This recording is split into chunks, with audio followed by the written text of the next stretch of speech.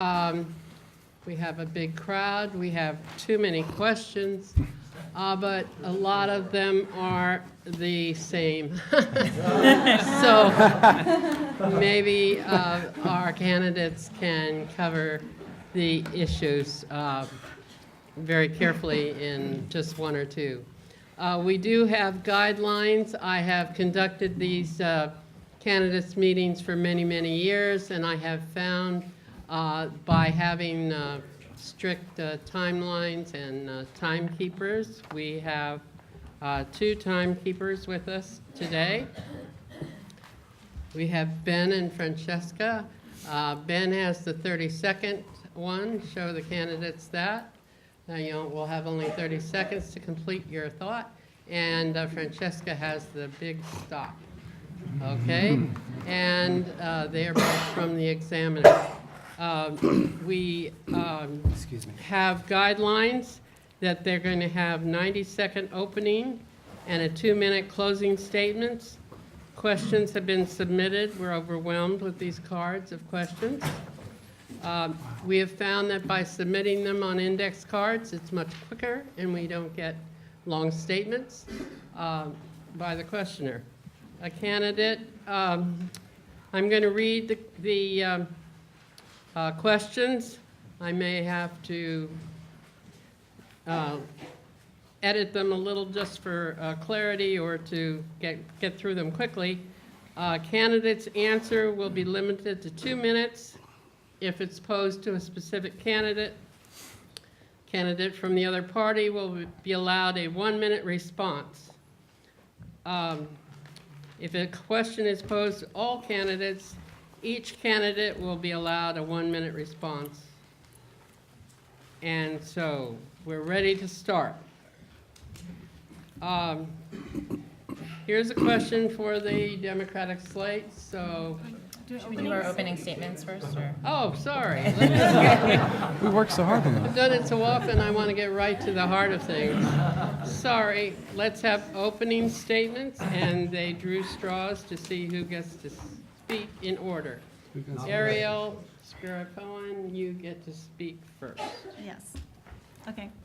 Moving to Pelham was one of the best choices my husband and I ever made. My family is blessed to live here, and for the past 2 years, I have been honored to serve as trustee. When I was a candidate 2 years ago, I promised to help improve Pelham's environmental practices and broaden avenues of participation in village government. One of my proudest achievements has been delivering on both of these promises through the creation of the village's first ever Sustainability Advisory Board. Comprised of 7 volunteers, the SAB has been working over the last 8 months to tackle important issues including waste, energy, ecology, and transportation. During my time on the board, I've seen that by far our biggest challenge is our aging infrastructure. We have already increased the severity of our problems because real fixes have been delayed far too long. We cannot continue to house our firefighters in a building where rainwater literally gushes through the roof during the storm. Stairs are separating from the building, and there's a mold problem in the basement.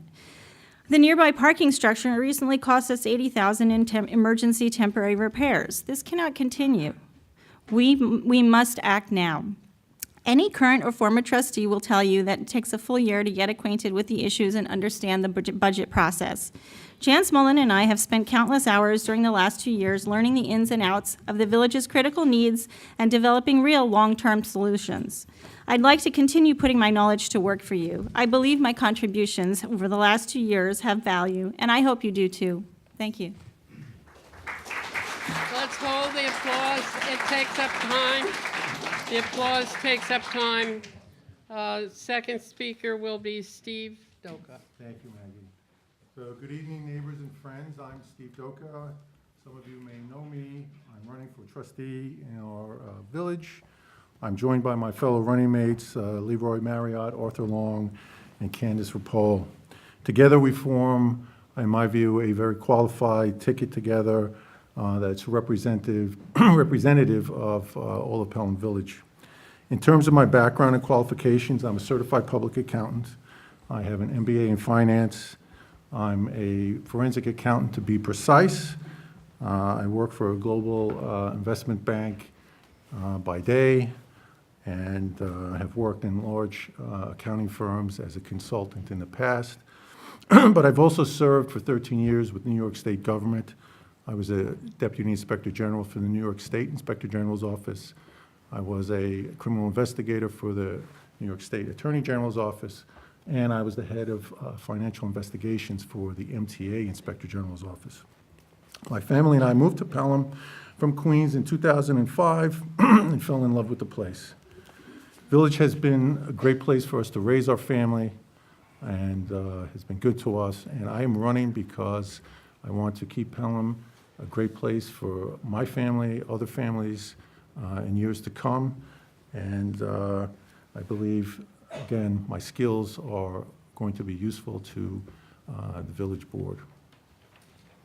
Thank you. No, Mark Carpenter, Thank you. please, no applause. You're using up the time. Now you haven't changed. I haven't changed, no. Hello, I'm Mike Carpenter, and I'm running for village trustee. I've been to many of these debates, and I've never imagined being up here on this stage. For starters, hosting meet and greets and going door to door trying to convince you to vote for me is not really my thing. Perhaps if I've been to your door, you might agree. But more importantly, I know that joining this board requires a huge commitment. It's a commitment of time away from my family, putting in hours of research because you can't just rely on common sense. I know this because I've spent the last 4 years on the village's planning board analyzing, questioning, and weighing the pros and cons of each new project. By nature, I'm an analytical person. I'm not the guy who goes with his gut. I'm the guy who looks at every detail and double checks to make sure it's right. This has served me well each and every time we dive into the code as a new site plan is before us. I have seen firsthand that Section 106.3, commonly known as the Business District Floating Zone, provides an opportunity to invest in Pelham. We deserve a vibrant downtown. We deserve a firehouse that isn't crumbling. We deserve a village hall that is fully accessible to everyone, and those things require development. That's not just what my 20 years of real estate experience tell me, it's what the data show. It's natural for someone new to the conversation to be concerned about change. I share those concerns. Life is complicated, and there are no easy answers or perfect solutions. We all want the best for our village, and I want to work with everyone to move Pelham forward. Thank you. Arthur Long, please. Yes, good evening. I'm Arthur Long. I moved here in 2017 from Manhattan with my wife and 2 high schoolers, and we're very happy here. I'm a banking lawyer by trade, and I hope to be in this village for the next 15 or 20 years. I'm here because I think every election needs a debate on the most important issues. At the outset, I was very concerned about speeding and congestion, particularly near our schools. But as I talked to people, it seemed that one issue above all seemed paramount because it affects everything else: schools, traffic, parking, and taxes. And that is the pace and the nature, not the existence, but the pace and the nature of development. On investigation, I became concerned. In particular, estimates from the developers on the amounts of cars and new school-age children seemed highly optimistic. You can't just consider additions to the tax base, you have to consider the costs as well. Is it common sense that only one school-age child will live in the 16 apartments considered for Boulevard West?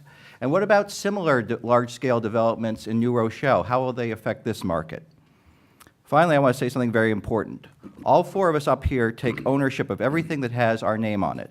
We stand by our descriptions of the facts, but there has been a statement with our name on it that was unintentionally hurtful to those in Pelham who rent, and that was not our intention. We wish to point out, and we will continue to point out, that if we get this wrong by adding too many new rental apartments, existing apartment renters and existing homeowners will both suffer.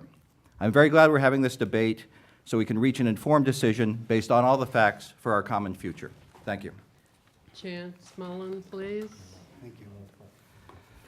Believe it or not, this is an exciting time to be living in the village of Pelham because we get to be the folks that overcome a whole host of challenges. We've got a downtown that was just ranked 30th out of 43 by Westchester Magazine. We've got a firehouse and a parking garage that are failing. We've got taxpayers about to absorb the cost of a new school, and we've got seniors getting squeezed out of a village they've lived in their entire lives, and we get to take that on. Now, I don't know what my opponent is going to say the next 2 hours, but I know what she's been saying the last 6 weeks. As Art mentioned, if you're a homeowner, you probably got the flyer that says, beware the renters. If you live in a rental building, you got a different flyer, and that was beware the loss of your parking. If I'm elected mayor, I want to be the opposite of that. I want to be a mayor who recognizes that we're all invested in Pelham. I want you to know that the concerns you have about development are probably the same concerns that I have, as a father of a fourth grader who will be in our schools for the next 8 years. But most importantly, I want you to know that we are trying to do things we've wanted to do for the last half century on taxes, on our downtown, on traffic, on housing for seniors. And this is not a time to be afraid. It's a time of opportunity. Let's move forward. Thank you. Whoa. Candace Ripoll, please. Good evening, everybody. Thank you for being here to hear about these most interesting and concerning issues that are facing the village at this time. My name is Candace Ripoll, and I am your mayoral candidate for the Village of Pelham. I have been here for 15 years, raising my family. Prior to coming to Pelham and getting into my volunteer experience, I was a career woman. I have been involved in just about every capacity and organization that this close, tight-knit community has to offer, and I have taken leadership roles at about every turn.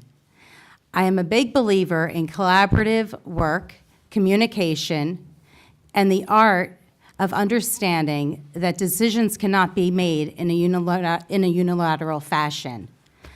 I'm sitting here because I really believe that my talents as a leader can be well served right here for our village at this very crossroads time. I just want to make a point of saying that when you talk about fear-mongering, there can also be a fear of timing. Now, quick is not always the answer. When you have something that has been in place, as my opponent might say, for 50 years, I'm not quite sure why 7 people around a table needs to make every decision for moving Pelham in the future based on 7 people. We are a community that needs to have involvement, and I stand by that, and I do appreciate your time. Come on, Leroy Marriott, please. Thank you. I'm Leroy Marriott, for those who don't know me. Before I start my time, I would like to thank Maggie, the Pelham Examiner, the Pelham Plus, and most of all, the residents that showed up tonight. So thank you. Thank you very much. For you of those who don't know me, I'm a lifelong resident in Pelham. I've only been in Pelham 58 years. My grandparents on both sides came to Pelham in the early 1900s. My mother graduated Pelham High School. My sisters graduated Pelham High School. I graduated Pelham High School. My children graduated high school. I still have a child in high school. What does this mean? This means I know Pelham. And I know what's going on is not what Pelham is about. There's a team here that we've assembled that's knowledgeable and smart. I got a phone call one day because they said, Leroy, we need you. We need somebody that knows Pelham, somebody that knows what's going on, somebody that knows what's happened and what's not happening. I know what's going on. I know what has happened. And on top of that, I've got to mention, I served this village for 20 years as a police officer. Pelham has to stay Pelham. And that's why we're here, and that's the only reason why we're here. Not because we're Republicans, not because we're village party candidates, and not because we're Democrats. We're here for Pelham. Wait a minute. Wait, we have one more. Lisa Hill Wright. Hi, everyone. I'm Lisa Hill Reese, and I'm running for village trustee. I was raised to believe that building communities and making small changes at the local level is how you influence what's happening on a global level. You make the world better by starting right next door. I moved my little family to this village in 2013 with that in mind, and immediately joined the Junior League of Pelham, equipped with energy, a desire to lead and collaborate, and years of communications and management expertise. After 5 years in the league, including a year as president, I've learned a lot about the landscape of Pelham, and I've worked with many of you who have made Pelham so unique. I also started to recognize the challenges we face, especially in the downtown business district. Among the charming Tudor buildings and shops and restaurants I hold very dear, I noticed the number of vacant lots, empty storefronts, and decrepit gas stations that dot the stretch between the library and Lincoln, and I wanted to do more to help. This led me to pursue an active role in our village government, and I am honored to have been appointed to the village's Sustainability Advisory Board last year. This new board is ensuring that Pelham is at the forefront of local sustainability practices, making the world better by starting next door. And now I'm here, sitting before all of you, my community, asking you to listen to the answers to the hard questions tonight. I am up here feeling hopeful, optimistic, and excited about the future of Pelham. And I am ready to work tirelessly to make the important choices that will push Pelham forward while preserving the aspects of the village we all love. Thank you. Okay, we have the opening statement. Thank you all. Now we'll get to questions. I have a handful of questions that are all about the developments, okay? And they're different ways that people ask about the proposed developments, the ones that have been approved, the ones that might be approved, the ones that are in the process of approval. I think what I'm going to do is read all of the questions and then let individuals see how we might answer them, because I think there are some people that might want to answer particular parts of the question. Okay? Now, Chris Gallagher of 153 Cliff Avenue, he is more concerned about the revenues against potential costs, including assumptions about the schools and infrastructure. Valerie Coleman Michi, she wants to know if these developments are going to lower our taxes. Gary Heyer, what will the impact be on the tax burden? And then there are questions like, if you don't support all the developments, or you want to slow them down, what are you going to do about the problems at the firehouse? What are you going to do about the parking decks, which require major, major repairs? And how will that be financed? And that's from Joe Marty. I'm sorry, I should have told you that the one on the tax burden was from Gary Heyer on 4th Avenue. Okay. Mark Burgess. He wants to know about, you want no new development? He asked this in particular of Mr. Long. Do you want no development? And some people have said that the projects are too big. The developers say they have to be that big and to be economically viable. This is a question from Liz Massey for Steve Doka. Do you have a plan that you would get developers to follow if you don't like some of the plans that have been put forward? And Ashley Matz asks, again, what would your plan be for the firehouse and the parking garage problems and still stay within the tax cap that's required by the state? Now, let's see. For me, Maggie? Or? No, that could be for anybody. So those are some of the areas. I think all of you are equipped to answer any and all of them. But I think let's start with the last one. Let me ask Ms. Rapol, how would you finance the problems with the firehouse and the parking decks if you weren't going to do it with development? Well, I never said that we wouldn't do it with the development. In fact, this team is absolutely pro-development. I think the reason that I'm sitting here right now is because of 2 years ago that we're all hearing in this room right now about the BDFC was proposed, and that was the election that put in place. We voted it in. Basically, we agreed that there would be a building floating zone, which is being used to stimulate the downtown to do development. This is my concern. I think that within the regular zoning laws, we can in fact make things work.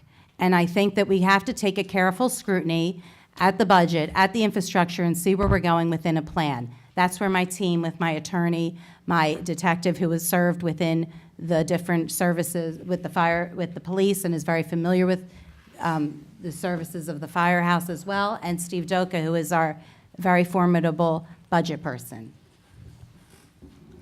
Do I get 2 minutes or 1 minute? Take one and we'll see. Okay. Okay, there's a lot to say. So let me kind of back up a little bit and explain the BDFZ. So the BDFZ was written over 14 months by the board before me and Ariel joined. It was written by Mayor Volpe. It's interesting. He was the boogeyman back then, and now I'm the boogeyman. So over the last 2 years, we've approved only 3 projects.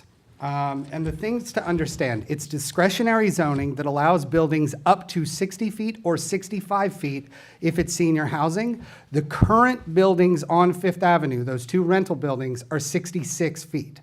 So no one's talking about high rises. Second, every project that comes before the board gets a full review by the Architectural Review Board, the Planning Board, by our professional consultants and engineers. So when we talk about these studies, these are not being done by just the developers. They're being done by your neighbors. And additionally, after those reviews get done, they come before the public. 101 Wolf's Lane was in front of the public for 10 months. We rented out the townhouse so that you could come and participate. Thank you. Mr. Long, on the whole issue of development and Yes. the firehouse needs and the parking deck, and if you don't have development, what are you going to do? Okay, can I fold that into the one that was asked of me about whether I'm against all development? Right, Okay, yes. all right. So the answer to the first question is I am not against all development. I think you should know that whoever wins this election, there are going to be 79 new units built. There are 16 at Boulevard West, which are being built, and there are 63 right now on 101 Wolf's Lane, for which site approval has been granted. I think we'd be buying us a lawsuit to try to do anything about that. So we are in favor of development. It is the pace, and as I said, the nature of development. In terms of the firehouse, and this goes to a larger question, the flavor of the day in Westchester County right now is this mixed-use rental buildings. There are thousands of them planned in New Rochelle, just a stone's throw away. I spent a lot of time in the financial crisis because I was a banking lawyer, knowing what happens when the flavor of the day in real estate goes sour. So I'll be very quick. We would propose development of condos. It's interesting, last public meeting, 8 Boulevard West was said is going to be turning into a condo. So there is going to be a market for condos here, and I think that's a more prudent way of doing it, and that's the sort of development that will get you a firehouse. Thank you. Lisa? Sure. Thanks, Maggie. We're not pro fast development. We're not throwing up high rises all over Pelham. And what I see happening in town is that preservation and progress really don't have to compete. And what's happening right now doesn't feel to me that it's preservation when I see these empty lots and these decrepit gas stations. We're hoping that these developments increase foot traffic in our downtown and bring in retail establishments that we can all enjoy. And we're relying on years of research and many studies. So I defer if anyone else wants to add on to that. I just gotta, Maggie threw us off. Wait a minute. Of course, she said anybody wants to add. Oh, I'm so sorry. I thought I had a little bit of time left, and I wanted. Oh. We're not allowed to do that. Finish your time. I couldn't even mean it. Finish your time. Just finish your time. 10 seconds left. But I just wanted to, reiterate what Shan said is that the board has invited the public to every meeting about these buildings. It's not 7 people in a room making these decisions, and slow development is what we are for as well. Steve? I'd like to say something, Maggie, Wait, one second, Leroy, because it's not your you've turn. thrown, Maggie, you've thrown the pace off. We had distinct rules That's tonight, all so right. everybody knows that questions were supposed to be asked, and you had 2 minutes, and then a 60-second rebuttal. It's screwing up the whole timing of this. So instead of a 2-minute rebuttal, she was held to 60 seconds. And I think we have to get back to the rules so we can properly address these issues. These It are can't be a free-for-all up responses. here. Those questions were asked to the group. They were asked to the Not group. individual, Thus, it would be 1 minute per candidate. Okay. not 2 minutes, vote. Thank So- you. Okay, so it's Steve's turn. Just to Was reiterate that what asked to- my fellow running mates mentioned, we are for development.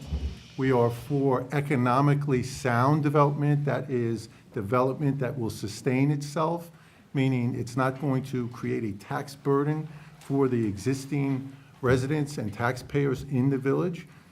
What I would say with respect to the firehouse, as I understand it, there was steps taken to have it declared as a national, well, not a national, but a historic site, which would bring funding to the firehouse. And further, there was a group, a benefactor, that offered to put new windows into it. I think there are other options. We are for development, but I have to tell everyone here, there are vast differences in the way taxes are applied to homesteads and condos versus rental apartments. And the rental apartments bring in literally a third of what a homestead-based unit will bring in. Ariel. Hi. I just also want to say that, first of all, having been on the board in the past 2 years and reviewing each of these proposals as they come in, this is a very slow process. Nothing just gets rubber stamped. It is definitely a give and take with the applicant who comes in. And it also goes through thorough review process with the process that is set up, which is the planning board and the architectural review board. The other piece, and there are plenty of times that we have, open for the public for comment. But the more importantly, I think that it's, I'm sorry, the first of all, the firehouse, the issues are. From my understanding, the issues are beyond new windows and any sort of Band-Aid repair that have been done in the past, anything like that has been done in the past. We need bigger fixes than this. It is not going to last us enough time to be able to, it's a waste of taxpayer money to throw Band-Aids at problems. You really have to resolve the problem, the root of the problem. All right, Leroy. We are all in agreement, we need a fire department, police annex, and even a village hall. It's not gonna be easy to get the funds, but like Steve said, when you use homestead-based units, a lot of people, you don't know what that means, make these developers condos and co-ops. That's what brings more tax dollars in. As far as somebody saying a decrepit gas station, a year ago, that gas station was owned and run by Pelham people for the last 40 years. It was bought from them. It has become a decrepit one because the developer chose to close it down. We are for development, but I'm not for development like 8 Boulevard that is so out of place and circumvented the zoning board. There's no setbacks. It's too high. It's ugly. If you live on Marquand and you're here tonight, I apologize for Pelham. Thank you. Wait. We don't applaud. Mike Carpenter, please. Thanks, Maggie. If you can think back a little bit to the mid-2000s, mid to late 2000s, this country went through one of the biggest housing booms it's ever seen. And what did Pelham get out of that? We got vacant lots, decrepit gas stations, and empty storefronts. Since the BDFC has been proposed, we've actually had 2 applicants before us. The third applicant that Chance referenced, 185 Lincoln, was done under 106.4, which is our cluster subdivision law and not the BDFC. One project's actually being built, one is being approved, and if we're lucky enough, they'll actually get out of the ground. They have not yet pulled a permit, and who knows, things can change tomorrow. Interest rates go up, financing can dry up. We don't know if that's gonna happen or not. So in 2 years, we have 1 project. Pelham deserves better. All right, I'm going to, wait, stop. Because I go to all these meetings and everything, I am going to ask for some specifics here because I think you deserve them. Mr. Mullen, would you tell us how much you are asking those 4 developers for upfront payments for the firehouse and the parking deck? Absolutely, thank you. So we have a range right now. We have everywhere between, I think, $48 million in investment up to $70 million in investment that we could get, or maybe it's 65. Additionally, we would get $10 million in value roughly for the deal. We would get a new village hall, police department, and firehouse potentially, depending on which one we choose. We would get retail space. One of the developers is talking about putting in gallery space for the arts center. Yeah, but how much would you want them to pay up front to repair the firehouse and the parking decks? 10 million. 10 million that would be used for that. And part of that would be paid over time, and No, in addition to that, we are also negotiating a fair share fee. So right now, that's somewhere around anywhere, I think the lowest bid is somewhere around 800,000 up to about 1.1 million, somewhere in that ballpark. But that would be paid over time. And what we really want is a down payment up front so that they're sort of locked in with us no matter what happens, if that makes sense. okay, this was all described at last night's meeting. You can watch it on. May we respond to that? Because Yes, okay, just a couple of points. There is going to be an upfront payment if these proposals go through. However, you cannot look at an upfront payment in isolation, nor can you look for the fact that the developer is going to quote-unquote build us a firehouse. Developers do not continue to go into business by giving away free firehouses. Many of the proposals also have things which are called pilots, payment in lieu of taxes, in which is basically, it's not that different from the Amazon deal or smaller things, where the municipality will give something back, and in other words, it will not charge the full freight on real estate taxes as consideration for the upfront payment. This is a deal. The other thing that you do have to bear in mind in terms of costs is the grossly optimistic view of the developers on the number of school-age children, because it costs around $20,000 to $25,000 to educate children in our schools. And from what I have seen of one child in 15 rooms, that does not make a lot of sense to me, and that's a cost you have to factor in as well. Nothing in life So is I just free. want to say, so is your plan to bond out for it? Do Because we- Mount do we Kisco did it just for go- $10 million. Wait, wait, Can we just wait, go back and wait, forth, wait. because I would like to say something? I would like to understand what their plan is. wait, Well, then ask the question, get a yellow card. wait, Okay, please ask them what their plan is. wait.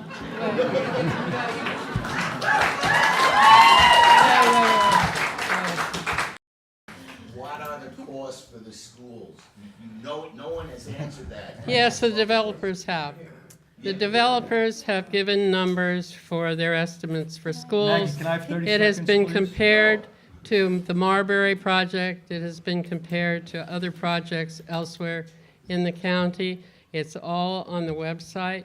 I'm sorry. It's Can I please all have 30 out seconds? New there. Jersey as well. It's Big all study that's there. referred to I think if by we're, Rutgers. I think we were going to have. Mr. Duca, if you would like to argue with the developers' estimates on the schools, please do that, and then we will have someone on this side talk about the schools. Can I please have 30 seconds? Can I please have 30 seconds to address the school estimates? It's okay. It's okay, just let it be, let it It's okay. I think There was a question here about the schools. we're having a healthy debate. Let's just do it. I think Steve has very good understanding of these studies that So- are in odd parts of New Jersey and elsewhere. I Okay. think he can speak to this. There's a So, question I here about the spoke with schools. a number of the developers, and look, I'll tell you this. Sorry. I spoke to a number of the developers, and what I would tell you is, nothing in life is free, okay? If you believe that, then you believe in Santa Claus coming down the chimney, okay? The cost is going to be embedded somewhere in the project. Ultimately, the taxpayers are going to foot the bill. That said, I will tell you, the developers need to make money, and we can reach an arrangement with them where they benefit and the village benefits, okay? But exactly where that equilibrium point is the magic sort of recipe or sauce that has to be reached. I heard the word used again and again, we deserve this, we deserve that. I agree, we want certain things. Like I would tell my son, he might say he deserves a new iPhone. I would tell him we can't afford it. Okay, so what I would tell you, you have to manage your budget within the constraints of your revenues. And this is fiscal responsibility. And we can't live in a world of pipe dreams. Okay, that said, there are ways of achieving our goals. Okay, sorry. All right, is there someone on this side that would like to talk about the schools? Well, I'll talk about the schools, but, you know, the RFP process is not a mystery. It's not giving away something for free. We're giving, it's municipal land in trade for cash now, cash in the future. The school impact, sure. In the planning board, we are presented for every project a school impact study paid for by the developer. That's true. Also, we get to hire an advisor that helps us say whether or not that report is valid or has questions. Every report that I've seen has been very conservative. They've taken the number of students in the school system, the total budget, and that's how they get to a per pupil number. Now, we all know that by adding one kid to the schools, the marginal cost is not, that's not how you would do it. You don't add a student and have to add an entire additional teacher. We take these things very seriously at that level. At the planning board level, we look at it, we do due diligence, and we weigh the pros and cons to make sure that every project we approve or recommend for approval is a net benefit to the village.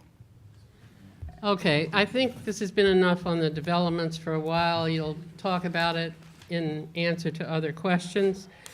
Let's switch gears entirely. We have a question from Laura Caruso of 15 Chestnut Avenue. She reminds us that recreational marijuana use may come to pass in New York State, and that Pleasantville, I believe it's Pleasantville, has taken action where the village board passed a local law prohibiting the sale of marijuana in their downtown, regardless of the state law. They've already taken that action, even though this has not happened. Does anyone on the board want Yeah. to comment on what you think should happen in Pelham? Yes, I would support that. I don't think we should be selling pot in Pelham. And I think that if somebody needs it for a medical purpose, they can go to another community and get it. That's my point. Is there anyone on the other side that wants to comment on this, or pass? I honestly don't think that that's a Pelham issue right now, and I'm sure we will all come to agreement on it, but we're not here to find out if we can use recreational marijuana tonight. We're not here talking about Pelham that. She's talking and the about a schools. law. Excuse me? We would, Her I think question we'd, was- I think we'd agree with Mr. Mullen on that one. Yeah, no. It's not we're here tonight. Okay, we have Danny Walsh of 135 Fifth Avenue, who says he's turning 18 and the lots are overstocked, and where can he park his car? All right, Ariel. Sure. Well, congratulations on turning 18, and congratulations on being able to have a car. Parking is always an issue in this town. There's no denying that. I think that there are several things here that we need to think about, and we need to think about it through a 21st century lens when we think about our downtown and when we think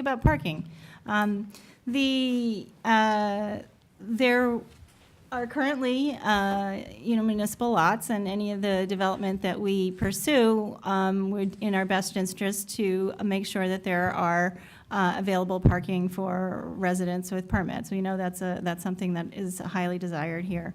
On the other hand, I think we also need to think about how we move people in Pelham, not just how we move cars.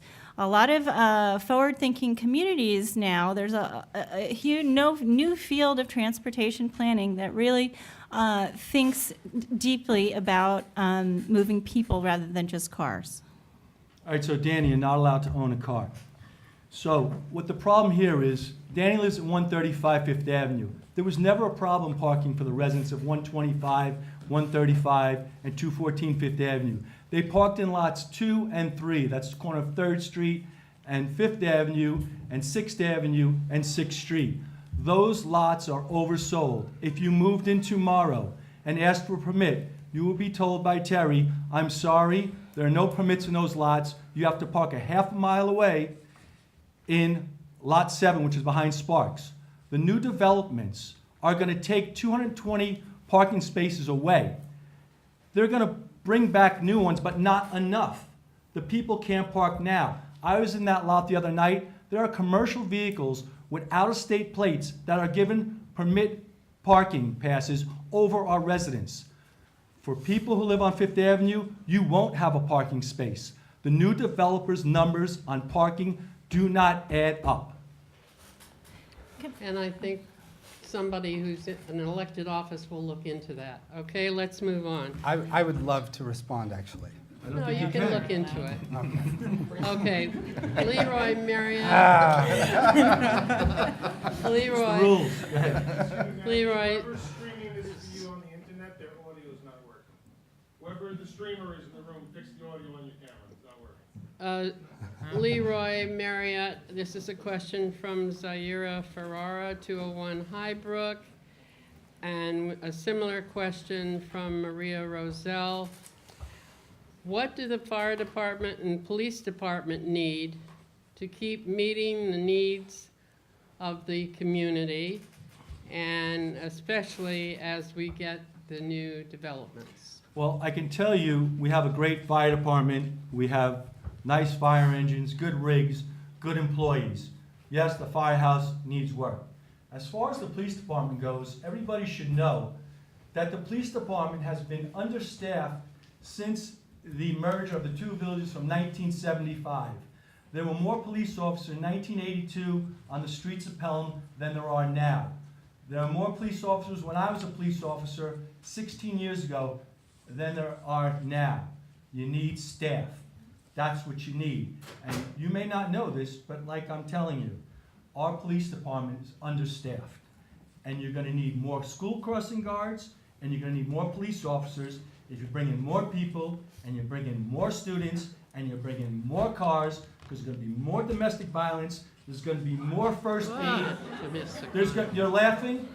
We respond to probably 35% of domestic violence calls if you look at our records. There's gonna be more first aid, more responses. You think people are gonna live in the buildings and you're never gonna need a police officer for anything? You're gonna need more than you can imagine. But what I'm telling you now, in answer to the question, we are understaffed. That's the answer to the question. And you are the liaison to the police. I am the liaison to the Chancellor. fire department. Fire Here's what they department, need. sorry. They need to be treated like they're not liabilities, they're assets. That's what we need to do. That is how you get a 5-year deal with the fire department, which is what I got and was ratified by the board last night.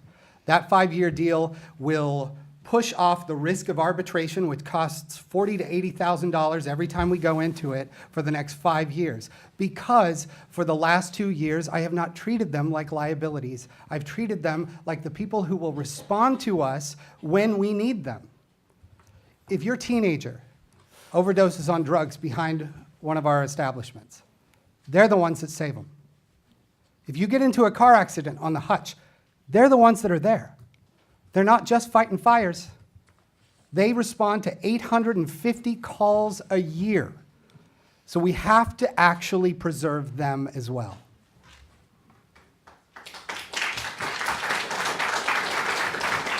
Okay.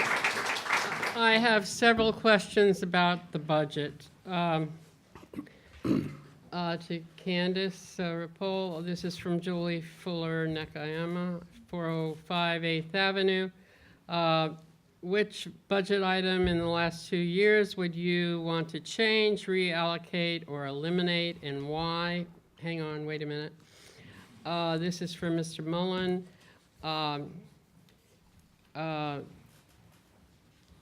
Thyra Roth of One Pell Place believes that we have not had a balanced budget for the past 2 years, forcing us to dip into savings to make ends meet. Why haven't we had a balanced budget? What do you plan to do? And Melissa Eustace of 108 Monterey Avenue says, how do you both propose that we stay under our tax cap given our infrastructure needs? So starting with Ms. Rapole.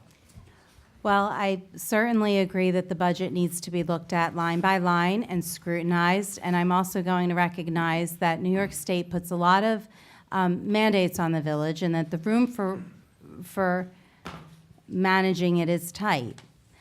I will tell you that with the development and the promise of new revenues coming in, the hope of all of these upfront fees and whatnot, I think has been what's been kind of driving the whole thing.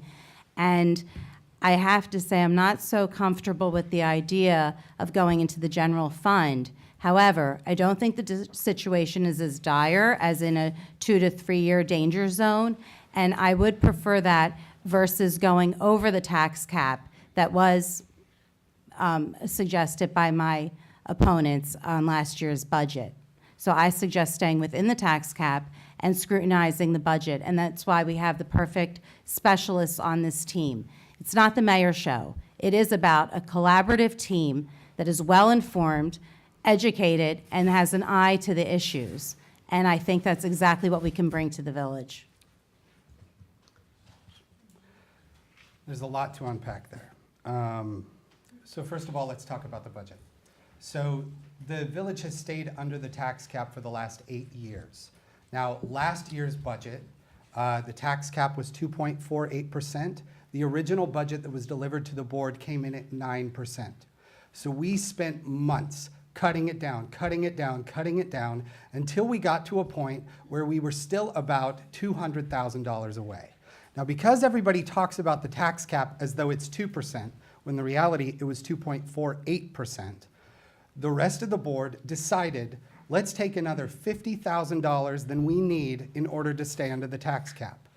You will be happy to know that there were 2 people who voted against last year's budget because we felt that they were pulling too much reserves from and plugging holes with it. Myself and Trustee Spira-Cohen. So we believe that we need this investment to come in. Otherwise, if we have to take out a big bond, you should know, the tax cap is gone. We don't get to exclude big bonds from our budget when figuring out the tax cap. Thank you. Okay, sorry. Trying to read ahead here. Okay, we're going to turn to the environment. This is from Marianne Joyce. What have you done or what will you do to move Pelham towards a net zero carbon emissions, fossil fuel-free future, to preserve a livable, sustainable environment for our children and our children's children? And Anna Rickle, 222 Loring Avenue, asks, given the climate change crisis, how will you lead our village in the area of sustainability? Since we heard from Ariel a bit in her opening statement, I'd like to have someone from the other side talk about sustainability and the environment. Who would like to? So my entire slate believes in sustainability. I think the environment is a big issue for each one of us here, for our children, for our grandchildren, and generations to come. I think the generations before us have probably been abusive to the environment, and I think it's time now that we take steps to pull some of that back. That said, what I would say, you need to have funds to sort of implement some of the projects that you would like, for example, solar panels, et cetera.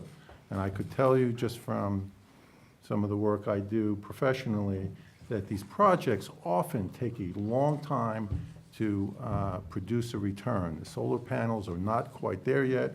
Certainly at, this part of the US, if we're in Florida, it might be a little different, but it's a very complicated question. That said, I think getting rid of plastic bags, plastic straws, et cetera, is an important step that we should partner with our shops, et cetera, in eliminating. And to that, we'd add plastic water bottles. Cheers.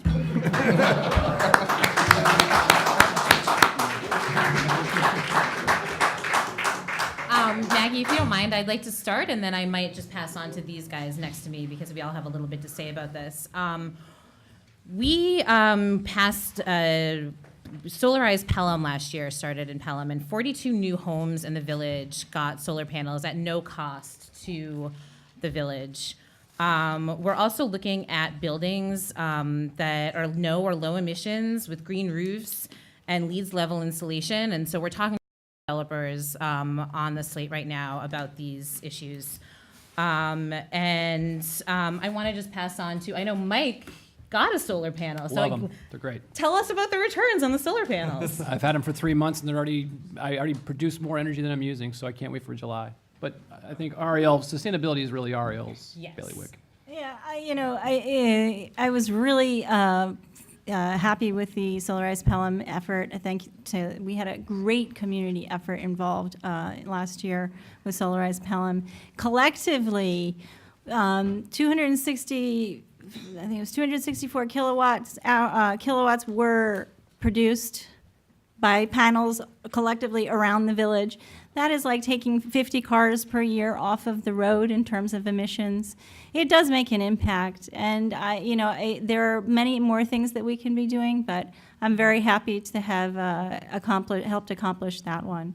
And I just want to mention, come to the Sustainability Advisory Board meetings. They're the first Monday of every month, and we talk a lot about what we're doing. Yes, we have the Community Choice Aggregation program through Sustainable Westchester, thanks to the current Deputy Mayor, Adam Kagan, who enrolled the village, and currently that is through renewable sources as well. So residents are automatically enrolled in that program, and not only is it more environmental source of energy, but it also, the costs are considerable too, the cost savings. Any more on the environment on the other side? No ideas, Leroy?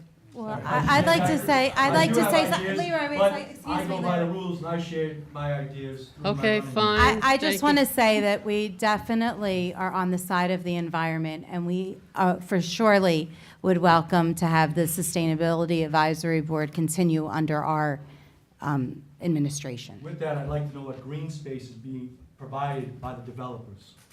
They all any. have, That's great. They Can all I answer have- that question?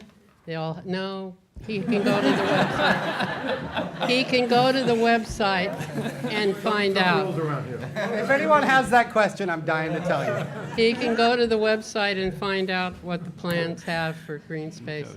Okay, this next question to the two mayoral candidates. What will you prioritize first in your initial month if you are elected mayor, Ms. Rippol? Well, I'm going to bring up the BDFC again because I am believing that the future of Pelham is really dependent upon the continuation with it or not. I'm going to tell you, with all due respect, I understand that there are meetings where community members are invited. To be engaged is so important, and I understand that. But when you sit on a board and you are a mayor and a board of trustees, you have a fiduciary responsibility to your community first, not a developer. I am sitting here because of this BDFZ, and by their own administration, the people before us, not I, put as their primary example of the BDFZ this building. This is representing revitalization.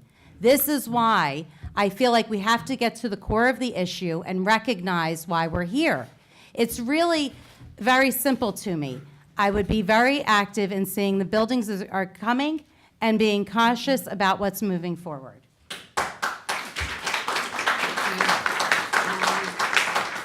What would be your first priority as mayor? Sure, there's 4. First, we have to choose an RFP developer. We have to choose them and then go into a 60-day negotiation. By the way, we're just halfway through this process. After we negotiate that 60 days and we get a deal, we're going to present it to you, present it to the board, to the public. You will be able to weigh in and tell us if we should do it or not. And if we don't want to do it, we can do their plan. The second thing, we have a negotiation with the PD right now, the police department, that is close, but it might tip toward arbitration soon. The third thing, I'm going to order all of our chiefs to do succession plans for their departments that I want in the first 3 months, because one of the things we've been dealing with for the last 2 years is we keep getting caught flat-footed as people retire, and then we're not able to plug those holes, and it increases our budget. The fourth thing, the budget itself. We will literally be starting the budget March 28th before the next mayor is sworn in. Those are the things. I'm sorry, I should have said that question was from Marisa Panzani, 217 Highbrook Avenue North. Okay, this is from John Casone, a question for Mr. Mullen. You are an executive with the Ford Foundation? I'm not an executive. Is there a possibility that you may be transferred during your term if elected mayor? No, I won't. So I'm a talent development specialist at Ford Foundation. I develop and support staff, and I onboard staff for employees in 11 different countries around the world. But I am based in New York City, and I'm staying in Pelham. Okay, Maura Curtin, 29 Chestnut Avenue, to the other side here. What specific proposals do you have to improve support for our downtown businesses? Who would like to start that? Mr. Long? Yes, well, one of the nice things about this election is actually you go out and you meet people and hear their ideas. We spoke to a very energetic young business owner who came in here, has put a lot of money into a particular institution, and I think he was probably as disappointed in the nature of the downtown as I think many other people are here. He did not think that perhaps increasing the size of the population through development was a great thing. He pointed out there are plenty of municipalities that make their downtowns prettier, not just at Christmas. I love Christmas here because of the wreaths, but we can do that year-round. We can have better lighting. We can have music. There are any number of things that we can do. The other thing I think people should know is the state of the downtown is probably a function of lack of demand for services. And it is also because I talked to one of our meter maids who had the same view I did, which we have a very, very long street. We're not like Bronxville where we can put in lots of businesses in a very small area. But I think getting the business owners together as part of the Chamber of Commerce and some self-help, I think would go a long way. All right, this is a question from Claire Personas, 64 Maple Avenue. We don't have an opportunity to, go ahead, it's fine. I want to hear what Claire has to say. She's I'm still unclear of the rebuttal rules, but seriously, You want next to question. rebut I that? think they made their point. No, not rebut, but I just wanted to share some of our ideas. But let's ask the question, Maggie, sorry. Save it for your closing statement, okay? Oh, I will. Okay, Claire Persanis, 64 Maple Avenue. I see traffic violations every day, people running stop signs, speeding, making U-turns. I feel there's a lack of enforcement.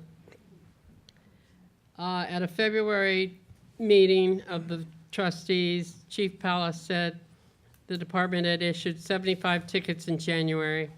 That is an average of 2.5 tickets per day, less than 1 ticket per 8-hour shift. Do you think this is an acceptable number Leroy? I guess this is to me. Well, I gotta be honest with you. I don't know if you understand, there's only 3 police officers in patrol cars during the day and also at night. There's 3. You have a square mile. They obviously can't be anywhere. We do not have quotas. We never had quotas. I'm talking like I'm still a police officer. There are no quotas. The squeaky wheel gets the oil. If you have a stop sign and people are speeding all the time, call the chief of police.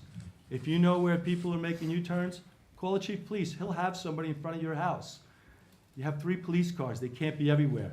But we can't change how many tickets the police officers write. But that's something that the police department, you can meet with the police department, we would meet with the police department to encourage enforcement. But just so you know, you're gonna find out more village people will get tickets and then won't be happy. Mr. Mullen is Sure, let me just chime in itching on to this. talk. So there is a little bit of an enforcement issue. Just so you know, those tickets are lower because when we move a cop to an area, then people don't behave that way, right? So it's a little bit like whack-a-mole. And there does need to be more enforcement, and we need to move those cars around so that people know that there's a presence. And the second thing we need to do, we started a comprehensive traffic study a year ago, and one of the big recommendations was to swap out all of our streetlights from the south end of town to the north end of town so that they're timed together. So right now we have old infrastructure. Basically, it's red for a while, then it's green for a while, and it's red for a while, and it's green for a while. And by the time you get to any of the exits, you're so frustrated that if you're going down a side street and you see a stop sign, you just kind of sneak through it. That's what's happening. So I think that's the best thing, and we're already working with our state representatives to try and accomplish that, because it's pretty expensive. Thank you. I found, Lisa, I found one for you. Josie Carbone at 217 Highbrook North.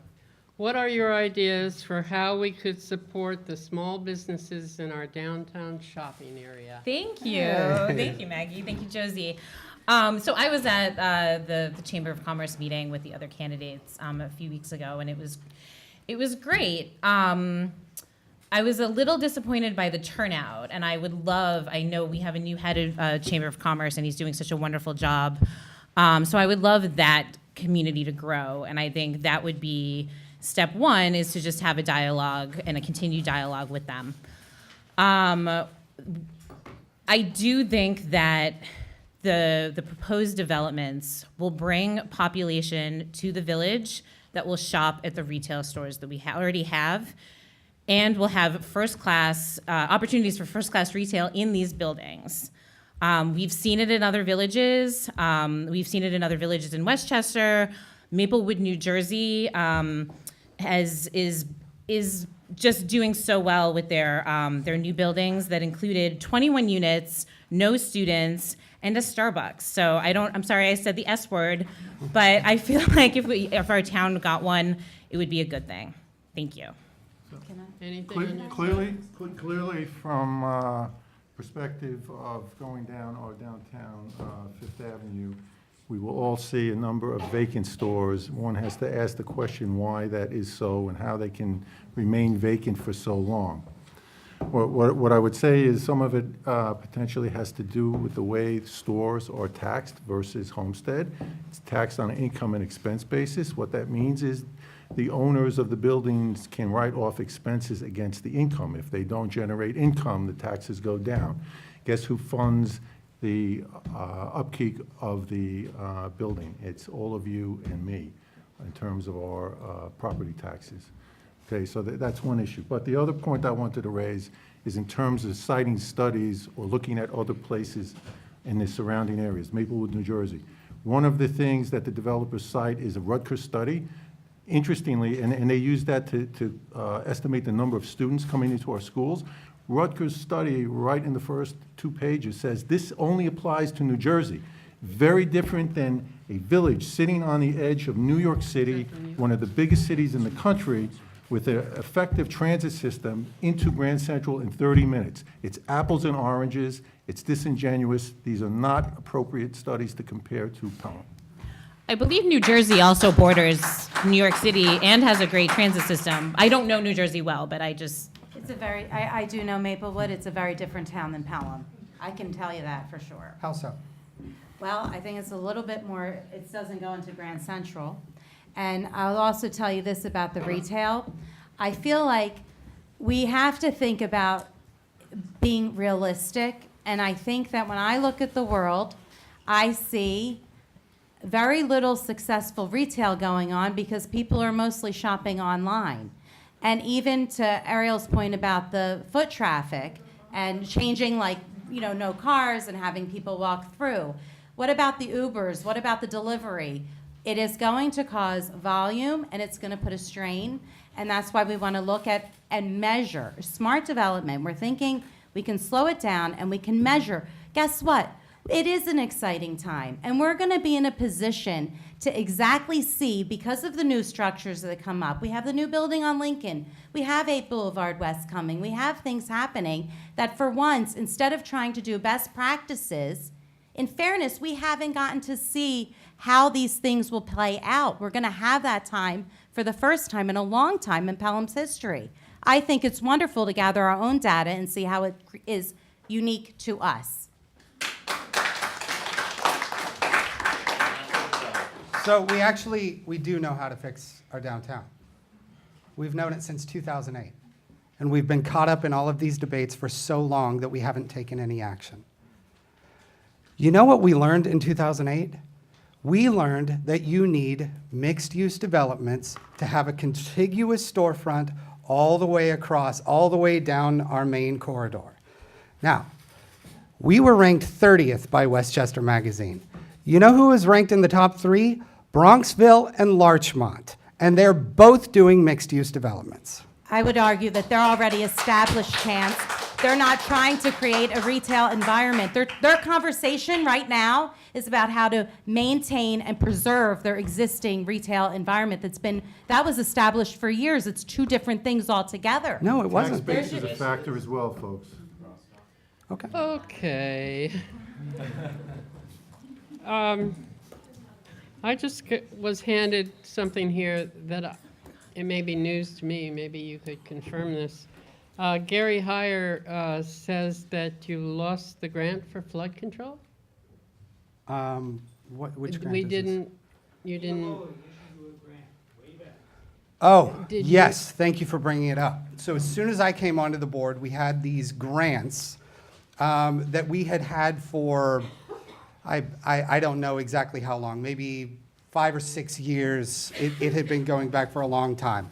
So I came onto the board, and I see a couple $100,000 that we could use for, to help with our stormwater drainage system from Glenwood Lake all the way down to the Hutchinson River. And they were about to expire. All of them were about to expire in 6 months. One of them was going to expire in a year. And Pete Pataki and I toured the area. It turns out some of the flooding has been remediated a little bit because it's details, but a while back we started just cleaning out the drains a little bit better. But when we started looking at the timeline for how we could actually completely renovate that stormwater drainage system, the grants were for the north end of the system, and we had to start at the south end of the system. So I got to tell you, when I realized we've got, I think it was maybe 300, maybe close to $500,000 worth of grant money that hadn't been used for 6 years, and now there was no way that we were going to be able to take advantage of them, it made me pretty furious. can you apply for some more? We can, but we have to do a full design of the system. So he says the north end by Glenwood, so that would be 7th Avenue, the 500 block. Right. I want to let you know I grew up on 8th Avenue, and I'm not telling a story, a little boy story here, but when it flooded, we would get our little rowboat, blow it up, and where the Fisherman's Net is, where you all know, 6th Street, I would row my little rowboat. At one time, we even jumped and swam in Lily Waller's garage at 519 because there was plenty of water. 3 months ago, we had a torrential downpour, and guess what? I wanted to go get my little rowboat again because it still floods. The Fisherman's Net was flooded, the garages were flooded, and it was flooded. So thanks for blowing the $100,000 and not addressing the north end of town. Yeah, I agree. Okay, here's a question from Tracy Doka of 48 Benedict Place to Ariel. What would you say to property owners on Marcon that have suffered loss of property value now that they are in the shadow of the 8 Boulevard building? Well, first of all, if they have suffered property value, these are one of, it's difficult. It's not something I don't make decisions for my community lightly. I think very deeply about them. Before there was a building there was a vacant lot and a Con Ed substation. It was not a pretty site either. I think that as this building goes up, there will be things that will be done by the developer to make it look better, for sure.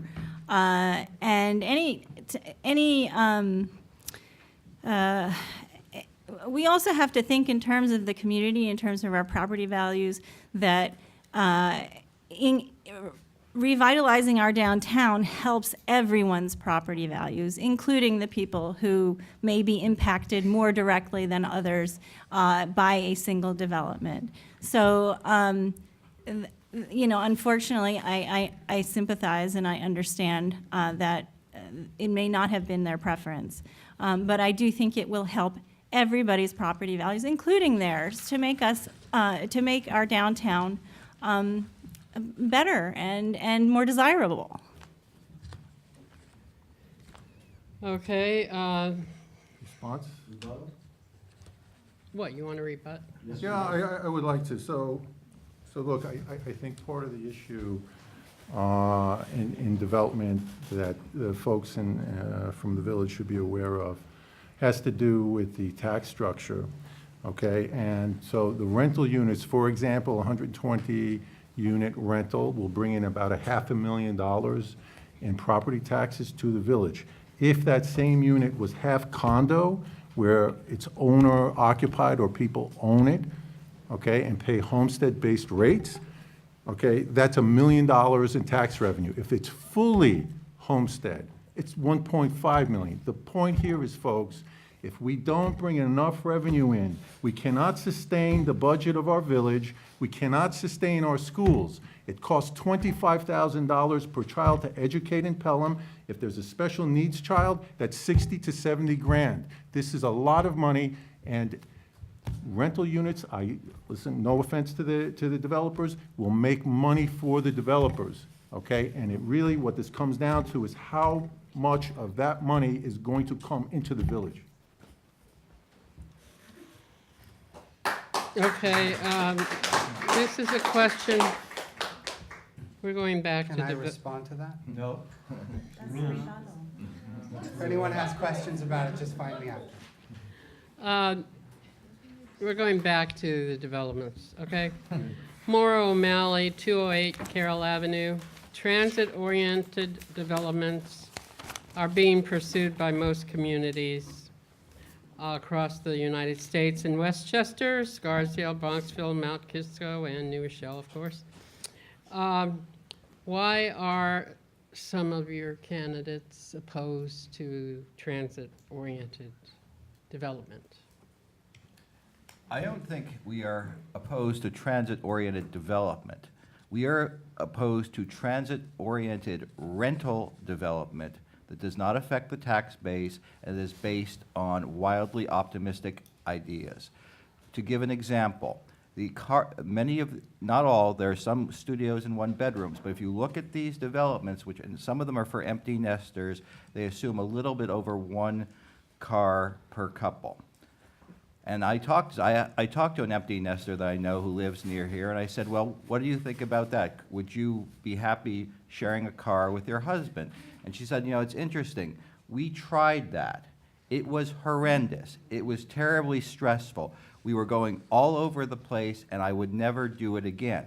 I think 1 car per empty nest married couple is highly optimistic. I don't like the internal combustion engine any more than anyone here. That's why, frankly, I want to keep more of them out of this town.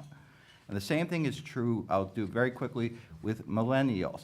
I don't know that too many millennials, I asked a millennial, would you ride Metro North for 30 minutes or would you take the subway back to Brooklyn? They said it's a big difference. He's a 30-year-old guy. It doesn't feel like I'm going anywhere when I take Metro North late at night. I'm happy to take the subway back to Brooklyn.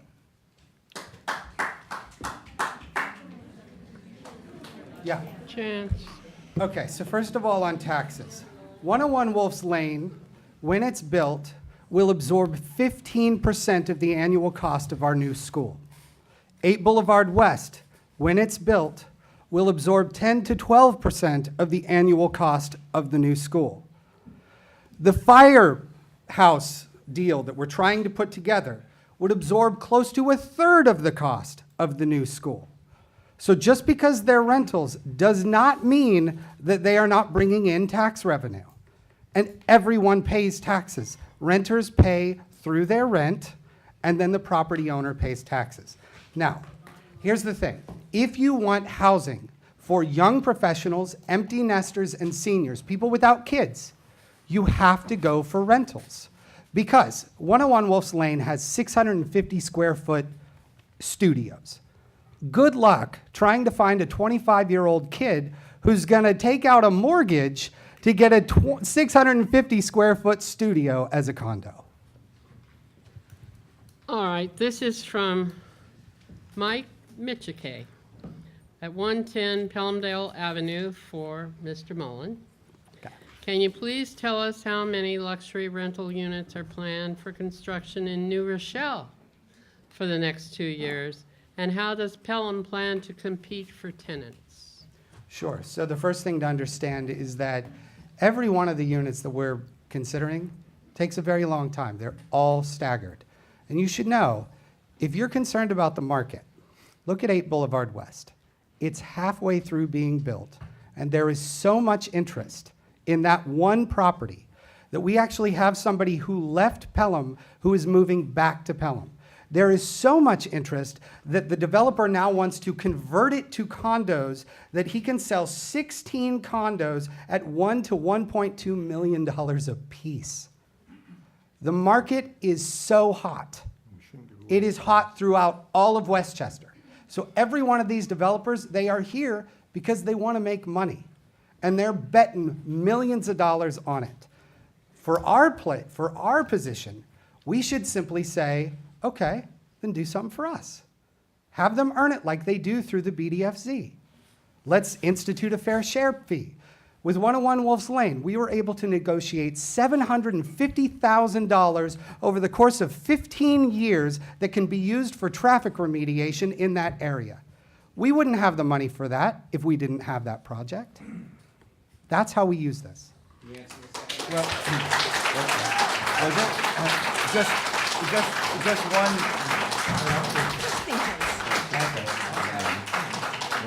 Can I rebut that? Go for it. Okay, so the answer to the question is like Wait nearly- a minute, Oh, wait a sorry. minute, wait a minute.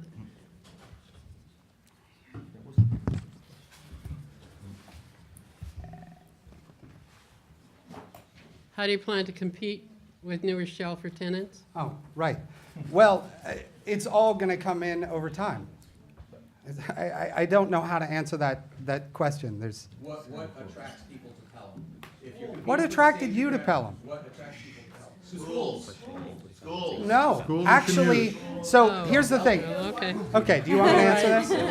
Here's the thing. I think this That's is up a to the, debate for the candidates.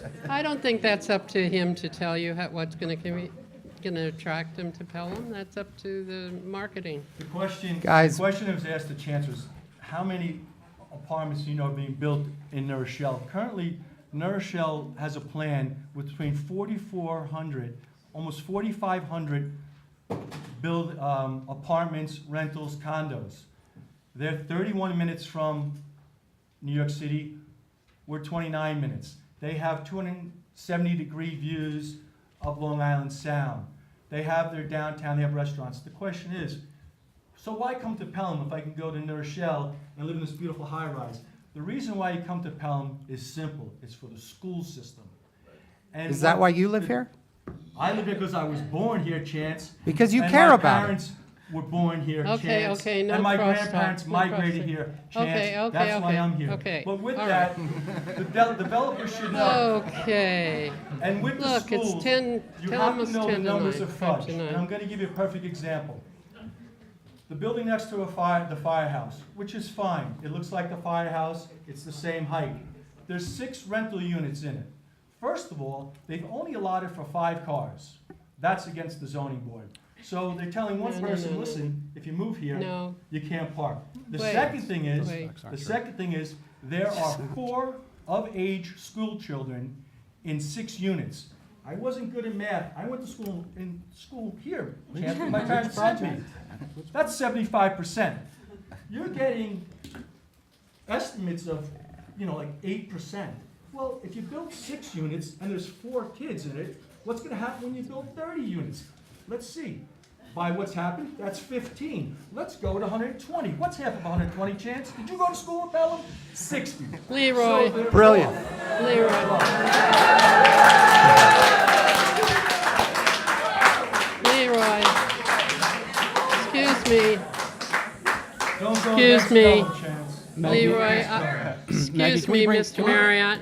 Are we allowed to bring facts into Excuse the me, debate? Mr. Marriott, we have Temperature's to- increasing Can we, in this can we room bring some here. facts into the conversation? We need to have a few facts on how Yeah. many parking Okay, spaces tell me there how are. thank you. everybody. There are 9 units, there are 9 parking spaces, that's what was approved. Where? Now, At that- for the record, that building was built under the old code. Where The BDFC would not have applied there, did not apply there. That's the old code. What we're trying to do is exactly the opposite. We want to work with a collaborative process with these developers to build units that will not attract kids. Where are And the here- parking spaces? and let me add- They're on the ground floor. Wait, There's you can 5 ask and him Leroy. afterwards There's where the 5 parking and 1 spaces to are. The site plan is available online. The site plan is online. You can, I count You could also spaces. just drive over and look at it too. and you can count them, and we will check it, and we will find out the facts on exactly how many parking spaces there are and how many children there are, because this is the first time I've heard There's 4. anyone come up with all I that actu- kind of information. I actually know the information. Can I say it? What? I know the information. Secret? There's 2 preschoolers. 2 preschoolers that a young couple, they're trying out Pelham. Marbury Corners, 55 units, 3 kids. It's funny how, we're parents. So the people we Okay, often let's save interact that with, for the the people we interact Do with that are for other the end. parents, and we think We that's have the to only do the reason closing. that people want to live here. Marbury Corners We is only- not a rental. We have to come to a close. Part of it is. I'm very sorry. You can talk to these people all you want. You have a few more days of the campaign, but this debate has to come to a close. So we're going to have closing statements. My timekeepers have reminded me, what do we have? 2-minute closing statements. And we do it in reverse order of what we had as the speaking order. So we start with Lisa Hillrise. Thank you, Maggie. First, I'd like to thank everyone for coming tonight, this amazing crowd.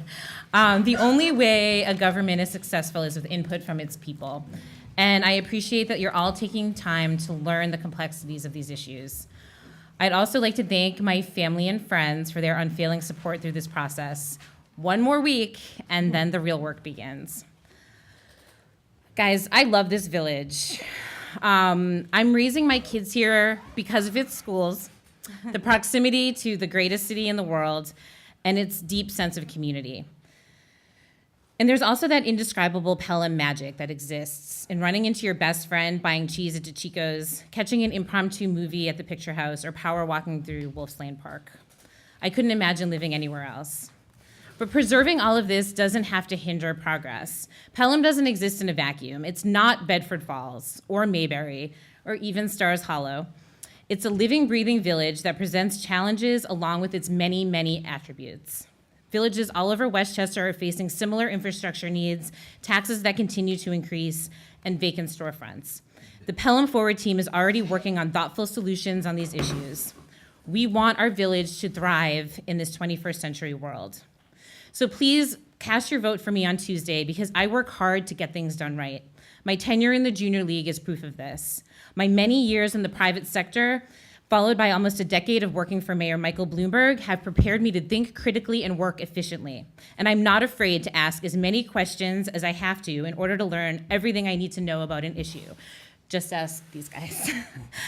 I appreciate hard work, research, and grit. I am a collaborative leader who admires people that get in there and are willing to tell the truth and do the work, and not just criticize from the sidelines.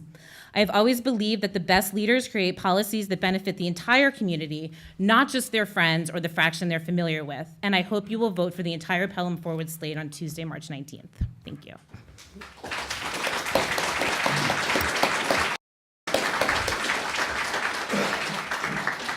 Leroy Marriott. I thanked you in my opening statement, but I really want to thank my family, my wife and my daughter, because the past 3 weeks, we've been taken away from our families, digging in hard, and trying to do what's best here. I'm not a politician. I'm a retired cop. But the bottom line is, I know Pelham. You know Pelham. We know Pelham. This debate stuff, it's fun. It's not fun. It gets ugly. But let's just sit back and realize what we're talking about. We're talking about the Pelham we grew up in, the Pelham we really loved. I honestly think it's changing, and it's becoming a different Pelham. It's not the Pelham my family's been in for 100 years. It's not the family I've brought my children up. It's not the family the village I was brought up in. We've assembled a team here of very, very qualified people. I want to say great people, because they're our neighbors. We're all neighbors. Let's stop this political, north and south, east and west, left and right. Let's talk about Pelham, okay?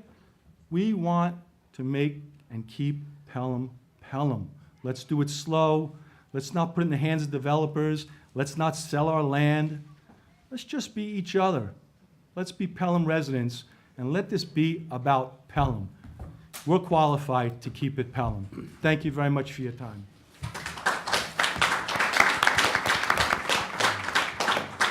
Candace Ripoll. I just really want to thank everybody for giving us an opportunity to speak to these issues. I feel remiss in not mentioning, Chance touched on the new school, and I think a really big part of why we are here as a whole is recognizing that Pelham is in fact getting a new Hutchinson school, and there was a bond passed that's going to also have a positive effect on the other schools in our district. I think that people do in fact come here for 3 primary reasons: proximity to the city, we are a safe community with an excellent school district. And I'm saying this, let's think about the fact, divisive or not, agree or disagree, we have as a whole, as a community, the people of Pelham have invested tens of millions of dollars into a new school. And I do not believe as a community we have put that investment there for any kind of philanthropic goodwill effort. It's nice, it's going to be good for the children, it'll be nice. However, we are believing as a whole that this is an investment and an economic investment in our community. I feel very strongly that we have to protect that. That building is going to be built at the capacity that it was when the bond was passed. In terms of the developers, there is nothing wrong with the developer coming in. I appreciate different ways of moving it forward and all the good ideas, but we must keep in mind a developer's job is to make money. It's appropriate. They come in to make money. I am saying we have a whole thing coming that's economic development coming in. We have invested in our community. Developers will come and invest in our community. I believe that want will always be there. There will be developers who want to come in after the new school, after things are up and we get to measure. And I'm asking that we take a pause and really think about something that is being based on something from 2008. Times are changing before us quicker than we can imagine. And I think that you would be in very good hands and almost remiss in not putting us forward as your leadership for the next couple of years. Thank you for this opportunity, and have a great night.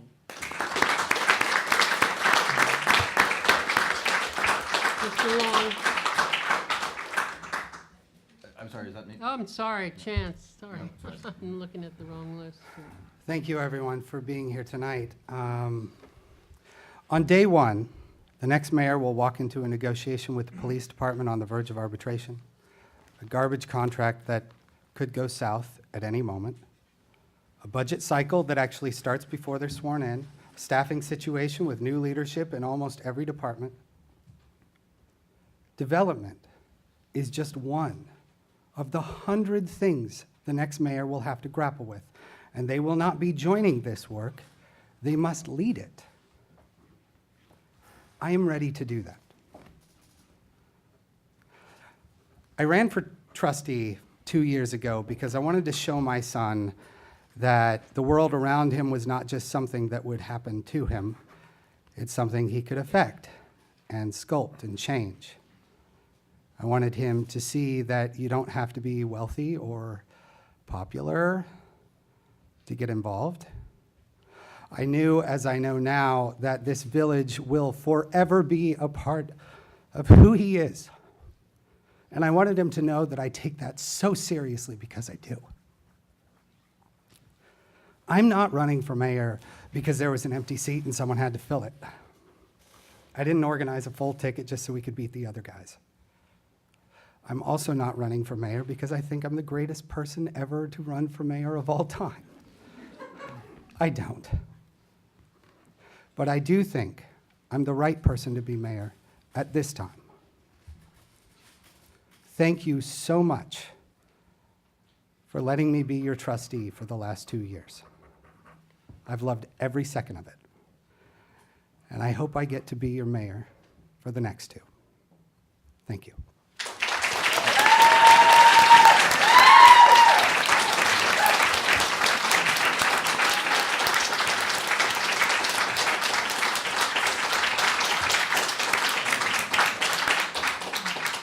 Now, Mr. Long.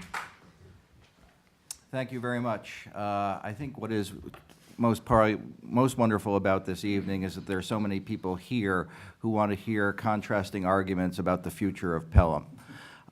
Before I get into a few remarks, I do want to say that in trying to get up to speed over the last few weeks, I've attended quite a few of the trustee meetings, and I think people there, we're very lucky. People work very, very hard and are very, very caring about our village. I think, so this is not anything personal. It certainly isn't anything political or a party thing. Indeed, I think on the critical issue, I think this actually breaks down in a very interesting fashion, and a lot of it may depend on how long you've actually been in town or your skepticism about a development. I do want to say one thing to address what Mr. Carpenter said, which was there was all this great real estate activity going around in the mid-2000s, and we didn't get anything of it. There were a lot of communities, I know this because the only time I probably worked harder than the last couple of weeks was in the financial crisis. There were many, many communities around this country that took the flavor of the day back then, which was home ownership built on subprime mortgages that people couldn't pay. And those ruined communities. And in fact, the people who were ruined the most were the people who actually had the least to lose. Now, that makes me a little bit skeptical of the flavor of the day. The question wasn't answered by Mr. Mullen, but there are 4,000 or maybe 5,000 rentals in New Rochelle. What is that going to do for the market?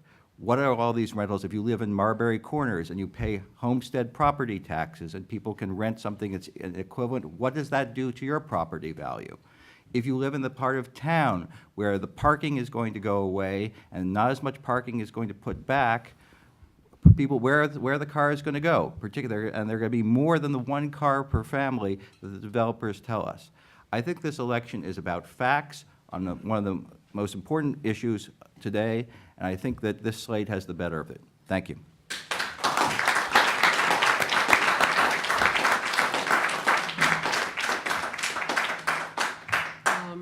Mike Carpenter. Thank you, Maggie, for moderating tonight, and thank you to the staff of the Pelham Examiner for keeping time. It's not an easy task. And thank you to everyone for coming out tonight to participate and hear directly from us. If you didn't get a chance to ask your question, please track us down afterwards or come to our live Facebook event tomorrow night at 7 at Pelham Forward. 7 years ago, with thoughts of kindergarten on our minds, Kate and I faced a choice. Where do we want to raise our family? On the advice of friends and luckily finding a house that fit our budget, we moved to Pelham with our girls, Lila and Casey. Both Kate and I are from small towns where we spent our weekends out biking with our friends, playing in the street, sometimes not seeing our parents for hours on end. We didn't fully appreciate it when we moved to Chester Park, but we hit the jackpot when we moved to Pelham. When it's nice outside, Lila and Casey disappear on their bikes, only to return hours later, sometimes with the entire Chester Park bike posse in tow. Today, our village is facing a choice. Our infrastructure has been held together with duct tape, plastic wrap, and staples for too long.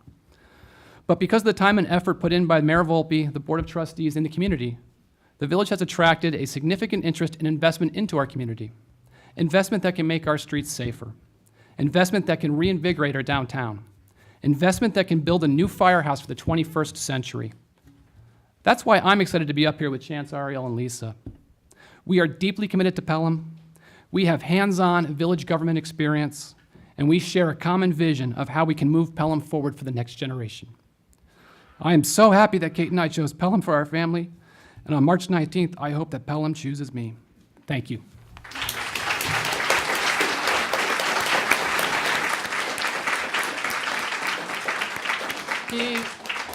Thank you, Steve Maggie. Doka. So thank you, everyone. My fellow running mates and I are running for office as trustees and mayor because we care about Pelham deeply. And we also believe we have the abilities to take Pelham into the future. With respect to the discussion about development, what I would say is development can either make our village or break our village. This is something we both, or all of us, need to be mindful of. The wrong development can certainly cause large challenges for us down the road.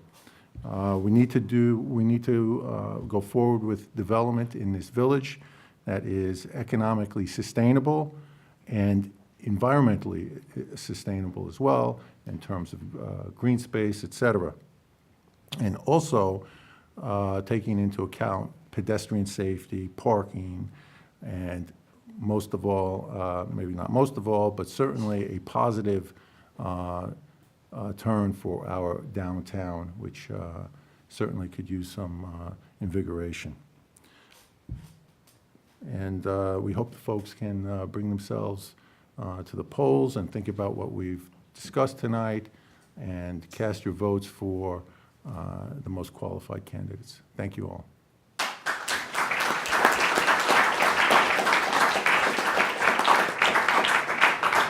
Ariel Spiricon, please.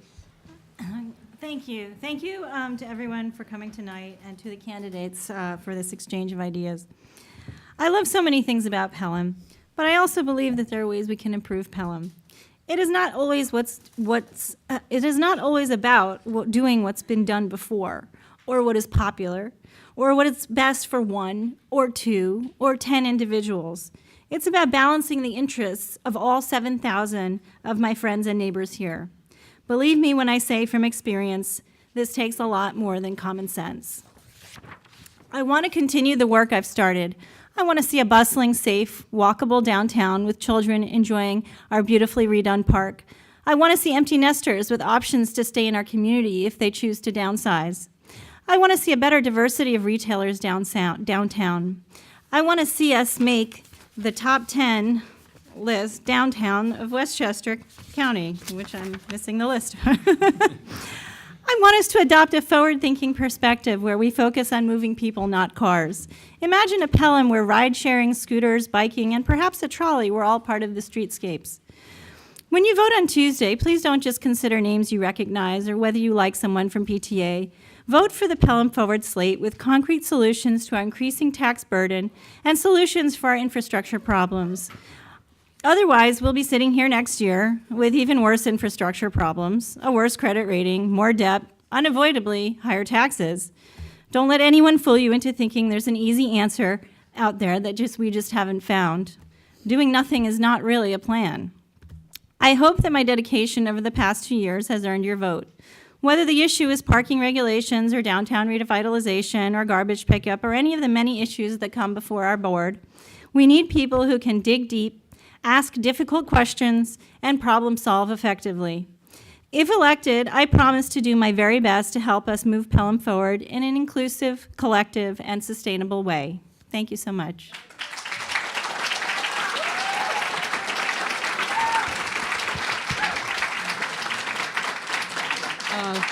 Thank you. Thank you. Don't leave. I just want to remind you to vote on Tuesday. Everybody gets. Everybody went. I didn't forget that. Okay. I want everybody. Wait. We're still on camera, please. There are people who will be watching this, and they need to be reminded to vote on Tuesday. I know all of you know to vote on Tuesday. The polls will be open at 6 a.m. till 9 p.m. All voting for Village of Pelham residents will be at the Durango Townhouse. This video, as I said earlier, will be seen on the school Cablevision Channel 75 and Verizon Fios Channel 43 during the weekend and on Monday before the election. And it'll be on Pelham Plus and it'll be on the Pelham Examiner. I thank Pelham Examiner for joining me in sponsoring this, and I thank the candidates. Now you can go home.